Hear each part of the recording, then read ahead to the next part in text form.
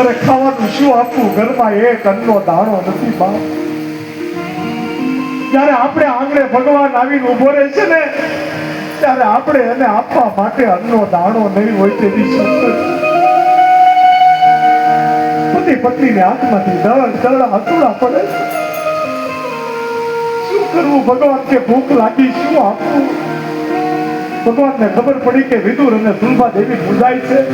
ભગવાને ઊભા થઈ અને તપેલી લઈ લીધી છે. ચૂલા ઉપર પડીથી થોડી કમતી તાંદળિયાની ભાજી હતી અને સૂકો એક કટકો રોટલો ભીડ્યો હતો અને ભગવાન લઈને આરોગવા મળ્યા.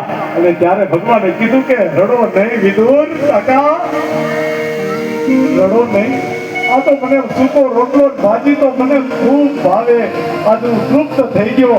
આવો તૃપ્ત હું ગોકુળમાં થતો પછી હું કોઈની તૃપ્ત નથી થયો. ત્યારે સુલભા દેવી વિદુરની હાથમાં આંસુ પડે. આ તો પ્રેમની સગાઈ છે બાપ. ભગવાન આપણા ભોગને નથી જોતો, ભગવાન તો આપણે પ્રેમથી જોવે. સબસે મોટી